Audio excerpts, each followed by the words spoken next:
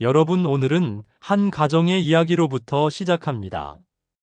아마 많은 분들이 공감하실 수 있을 겁니다.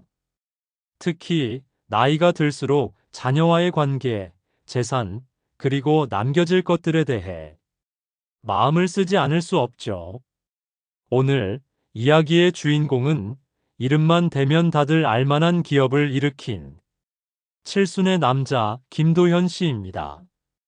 젊은 시절 맨주먹으로 시작해 작은 공장을 운영하며 피땀 흘려 돈을 모으고 투자에도 성공해 지금은 수백억 원대의 자산을 일군 인물입니다. 그런 도현 씨에게는 세 자녀가 있습니다. 첫째 아들 태준. 어릴 적부터 똑똑했지만 성격이 까칠하고 완고했습니다. 둘째 딸 서연. 가정적이고 온화했지만 마음속 깊은 곳에는 늘 인정받고 싶다는 갈망이 있었습니다. 셋째 아들 민호. 막내답게 자유분방하고 부모의 기대보다 자기 즐거움을 좇는 성향이 강했죠. 여기에 세 자녀 외에 또 다른 변수도 있었습니다. 도현 씨의 아내, 즉 자녀들의 어머니인 박미혜 여사. 그리고 오래전부터 집안을 드나들던 사촌 형제들. 가족은 단순히 부부와 자식뿐만이 아니었고 그들과 얽힌 눈에 보이지 않는 경쟁과 갈등의 씨앗들이 숨어 있었습니다. 어느덧 시간은 흐르고 도현 씨도 이제 70을 훌쩍 넘긴 나이가 되었습니다. 사업은 여전히 잘 돌아갔지만 그의 몸은 예전 같지 않았습니다. 가끔씩 찾아오는 원인을 알 수 없는 가슴 통증과 극심한 피로로 인한 스트레스는 자신이 그리 오래 살지 못할 수도 있음을 깨닫게 했습니다. 도현 씨는 가만히 생각했습니다. 내가 세상을 떠나면 이 재산은 어떻게 될까? 내가 피땀 흘려 모은 것, 내 아이들에게 제대로 전해질 수 있을까? 마음 한켠엔 항상 불안이 함께했습니다. 아이들이 서로 힘을 합쳐 자신이 이끌던 때와 같은 가정을 계속 이어갈 것 같지 않았기 때문입니다. 태주는 늘 내가 장남이니 내 몫이 가장 크다고 주장했고, 서연은 묵묵히 부모를 도왔지만 늘 소외감을 느끼고 있었습니다. 민호는 사업에는 별 관심도 없고 오히려 부모의 돈을 당연하게 자신의 것이라 여기며 자신의 즐거움을 위한 유흥에 쓰려는 기질이 보였죠. 여기서 잠시 여러분도 생각해 보십시오. 여러분의 자녀는 어떻습니까? 서로 우애 깊게 지내고 있나요? 아니면 작은 일에도 경쟁하고 비교하고 서운해하고 있나요? 도현 씨의 고민은 바로 그 지점에서 시작됩니다. 하루는 병원에서 돌아오는 길에 도현 씨는 아내 미희 여사에게 조심스레 말을 꺼냈습니다. 여보, 이제 유언장을 준비해야 할 것 같아. 미희 여사는 놀란 듯 남편을 바라봤습니다. 아직 그럴 나이는 아니잖아요. 당신 정정해요. 그러나 도현 씨는 고개를 저었습니다. 아니야, 나도 알아. 이제 준비해야 해. 당장 내일 일을 알 수 없는 게 인생이잖아. 미희 여사의 눈빛은 흔들렸습니다. 그녀도 알고 있었습니다. 새 아이들이 서로 화목하게 지낼 수 없을 거라는 사실을. 언젠가 반드시 이 재산이 불씨가 되어 가족을 갈라놓을지도 모른다는 불안감을 말이죠. 며칠 뒤 변호사가 집에 불려왔습니다. 조용한 응접실에서 도현 씨는 변호사에게 말했습니다. 나는 재산을 아이들에게 공평하게 나눠주고 싶어. 그러나 동시에 그들이 싸우지 않도록 방법을 찾아주게. 변호사는 차분히 고개를 끄덕였습니다. 회장님, 상속 문제는 언제나 갈등의 씨앗이 됩니다. 특히 재산이 많을수록 형제 간 다툼은 더 커집니다. 공평함과 합리성 두 가지를 동시에 지켜야 합니다. 그 순간 미희 여사는 조심스레 끼어들었습니다. 그런데 우리 아이들이 과연 공평을 받아들일까요? 태준이는 장남이라는 이유로 늘 더 가져야 한다고 생각해왔어요. 서연이는 겉으론 얌전하지만 속으로는 늘 불만을 품고 있지요. 민호는 더 말할 것도 없고요. 변호사는 잠시 생각하더니 단호하게 말했습니다. 그렇기 때문에 더더욱 지금 준비해야 합니다. 회장님이 살아계실 때 정리하지 않으면 돌아가신 뒤에는 돌이킬 수 없게 됩니다. 이야기는 이렇게 시작됩니다. 겉으로는 화목해 보이는 집안. 그러나 안으로는 이미 금이 가 있었습니다. 그리고 그 금은 아버지의 병세와 함께 점점 더 벌어져 갔습니다. 여러분은 어떻게 생각하십니까? 자녀 셋에게 공평하게 나눠주는 게 옳을까요? 아니면 전통처럼 장남에게 더 많은 몫을 주는 게 맞는 것일까요? 혹은 부모를 가장 잘 모신 자녀에게 몰아주는 것이 맞을까요? 이 문제는 단순한 돈의 문제가 아니라 사랑과 기대, 그리고 서운함이 얽힌 아주 복잡한 이야기입니다. 앞으로 이 집안에서 벌어질 일은 아마 여러분이 상상하는 그 이상일 겁니다. 그리고 그 과정에서 우리가 평생을 살아오며 느꼈던 돈과 가족의 진짜 의미가 드러나게 될 겁니다. 도연 씨는 결국 유언장을 작성하기로 결심했습니다. 그러나 그 선택이 그의 자녀들의 운명을 어떻게 바꿔놓을지는 아직 아무도 알지 못했습니다. 이제부터 이야기는 본격적으로 갈등의 무대 위로 올라섭니다. 김도연 씨가 변호사와 함께 유언장 초안을 작성하던 어느 날, 그의 장남 태주는 우연히 아버지의 서류를 들여다보게 됩니다. 태주는 문득 이상한 기분이 들었습니다. 아버지가 벌써부터 유언장을 쓰고 계셨단 말인가? 그럼 내 몫은 얼마나 될까? 혹시 나를 믿지 못하시는 건가? 그 순간 태준의 눈빛은 흔들리며 점점 날카로워졌습니다. 며칠 후 태준은 어머니 미희 여사를 찾아가 넌지시 물었습니다. 어머니, 아버지가 유언장 쓴다면서요. 제 몫은 얼마나 됩니까? 장남이니 당연히 제가 절반은 가져야 하지 않겠습니까? 미희 여사는 놀라며 대답했습니다. 태준아, 아직 정해진 게 없어. 너도 알다시피 아버지는 공평하게 나누려 하셔. 그러자 태준의 얼굴이 굳어졌습니다. 공평? 그게 무슨 말입니까? 아버지가 지금의 부를 이루신 데에 제가 얼마나 기여했는데요. 제가 장남으로서 가업을 잇고 아버지를 도왔지 않습니까? 민호는 놀러 다니기 바쁘고 서연이는 그냥 가정 일만 챙겼을 뿐이잖아요. 미희 여사는 순간 말문이 막혔습니다. 태준의 말도 일리가 있었지만 그 태도 속에서 느껴지는 탐욕은 그녀의 마음을 불편하게 했습니다. 이 일은 결국 아버지 도연 씨의 귀에도 들어갔습니다. 도연 씨는 태준을 불러 단호하게 말했습니다. 태준아, 너는 장남으로서 많이 도왔지. 그건 내가 잘 알고 있다. 그러나 네가 혼자 다 이룬 게 아니야.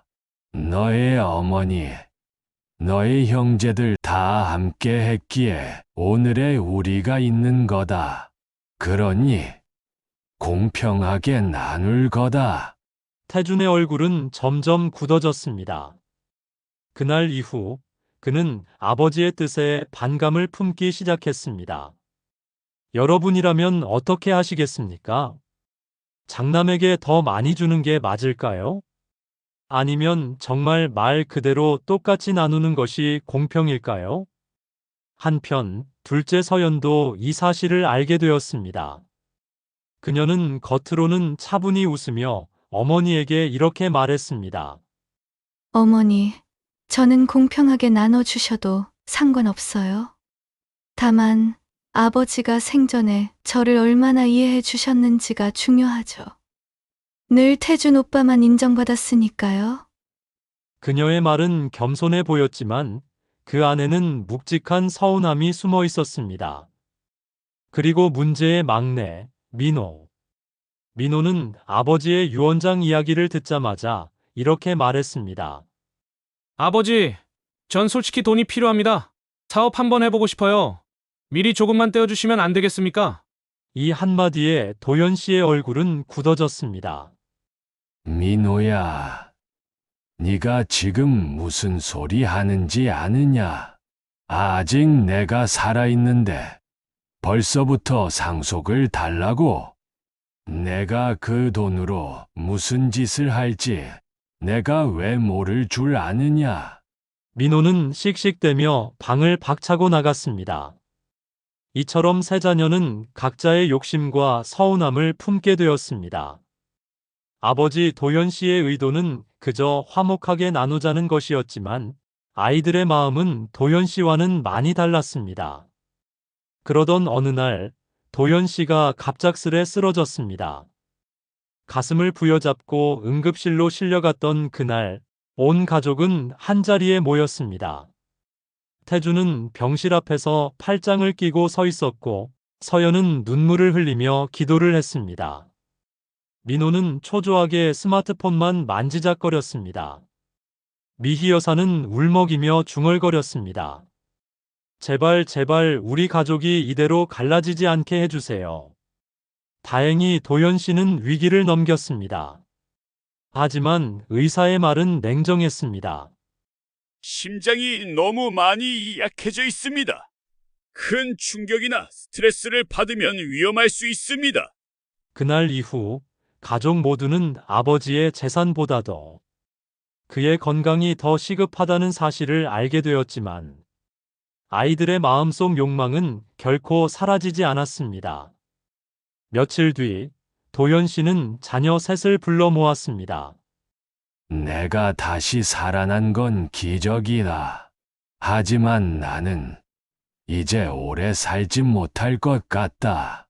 그러니 오늘부터 너희와 함께 내 재산 문제를 정리하여 한다. 그 순간 세 자녀의 눈빛이 동시에 번쩍였습니다. 이후로 이어진 가족회의는 마치 전쟁터와도 같았습니다. 태주는 장남의 권리를 주장했고 서연은 자신이 부모를 가장 가까이서 돌봤다며 호소했습니다. 민호는 당장 사업에 쓸 돈이 필요하다며 강하게 요구했습니다. 도연 씨는 손을 들어 아이들을 제지했습니다. 그만, 너희들. 내가 아직 살아있다. 내 눈앞에서 상속 다툼을 벌이는 걸 보려고 내가 이만큼 살아온 줄 아느냐? 그러나 이미 가족의 마음은 하나가 아니었습니다. 이제 이 집안의 균열은 더 이상 감출 수 없게 되었습니다. 아버지가 남긴 수백억 재산은 이제 단순한 숫자가 아니라 형제들의 마음을 갈라놓는 칼날이 되어 서서히 가족의 심장을 찌르기 시작했습니다. 그리고 그 칼날은 곧 돌이킬 수 없는 사건으로 이어질 것입니다. 이제 이야기는 걷잡을 수 없는 방향으로 흘러갑니다. 가족이라는 이름으로 묶여있던 끈이 재산이라는 현실 앞에서 조금씩, 그러나 확실히 끊어져 가고 있었죠. 김도연 씨는 여전히 병원 신세를 지고 있었습니다. 심장 질환 때문에 병실에 누워있는 시간이 많아졌고 자녀들은 병문안을 오면서도 속마음은 달랐습니다. 태주는 매번 병실에 들를 때마다 이렇게 속으로 중얼거렸습니다. 아버지, 제발 저를 믿어주셔야 합니다. 제가 장남이니 가업도 지켜야 하고 이 재산도 지켜야 하지 않습니까? 민호 같은 철부지한테 맡기면 다 날아가 버릴 겁니다. 서연은 차분히 아버지 곁을 지켰습니다.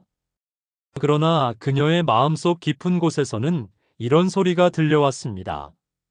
내가 이렇게 곁을 지키는데 정작 인정받는 건 늘 오빠뿐이야.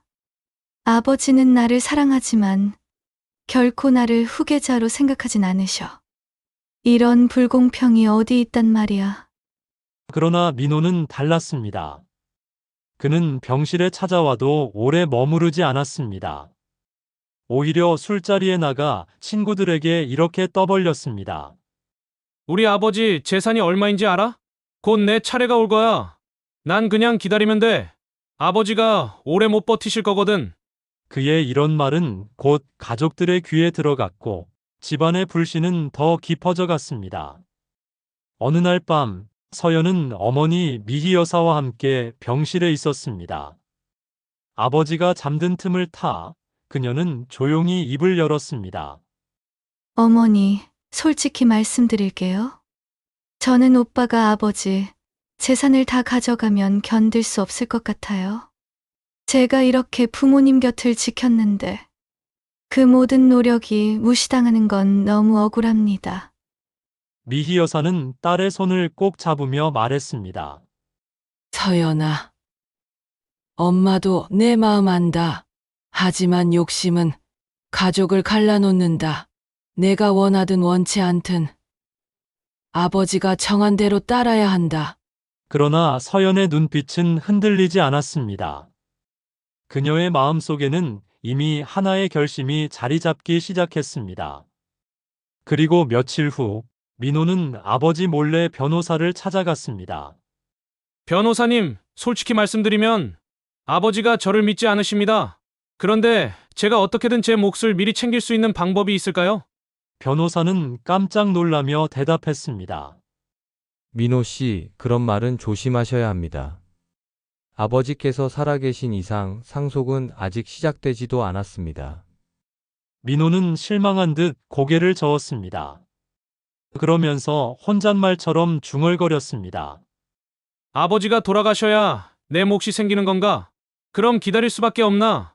이 대화는 은밀히 오갔지만 결국 태준의 귀에까지 들어가게 됩니다. 그리고 형제 간 불씨는 걷잡을 수 없게 번져갔습니다. 여러분, 여기서 잠깐 생각해 보십시오.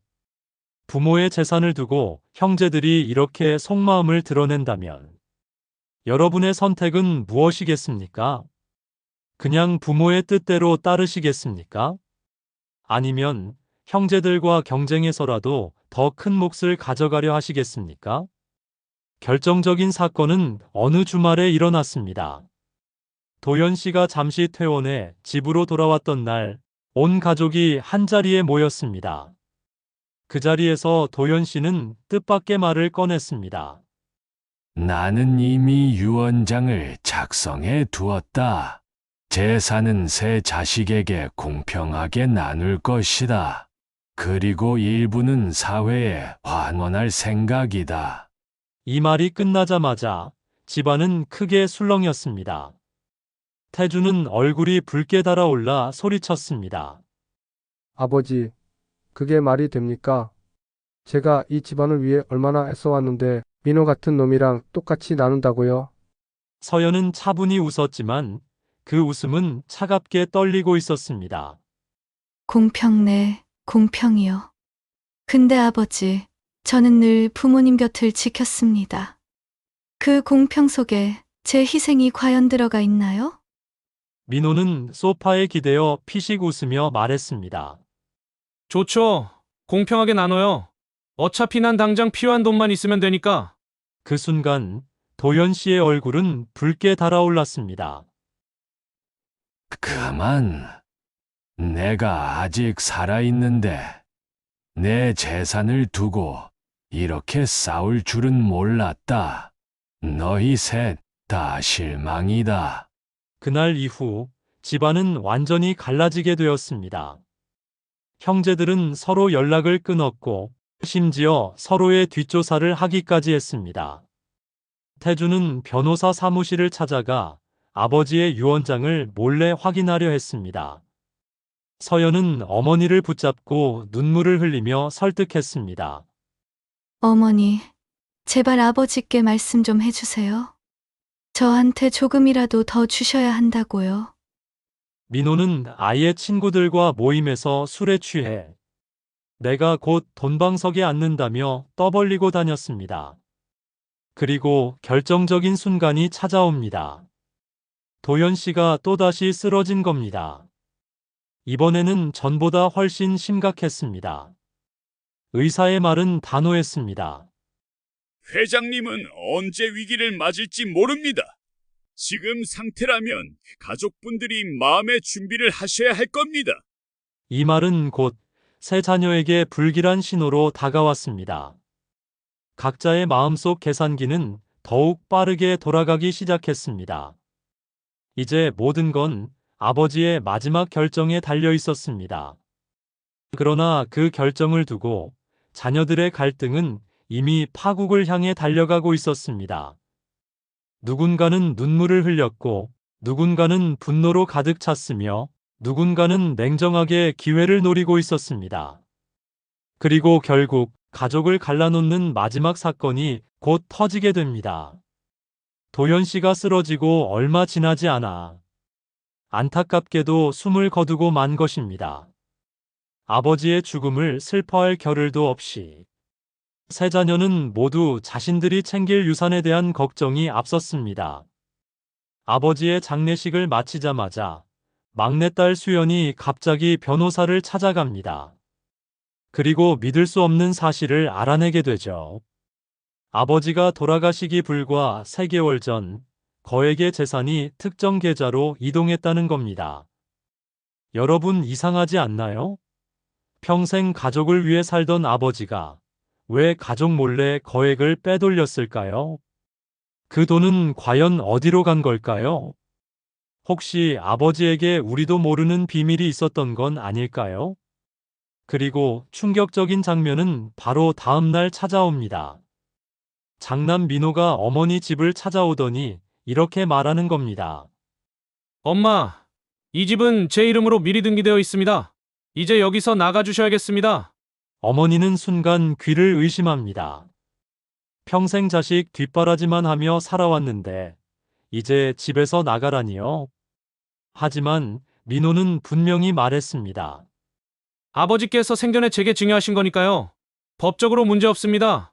이제 여러분은 어떤 기분이 드시나요? 피가 거꾸로 솟는 기분이시지 않을까요? 이제 가족들은 두 갈래로 나뉘게 됩니다.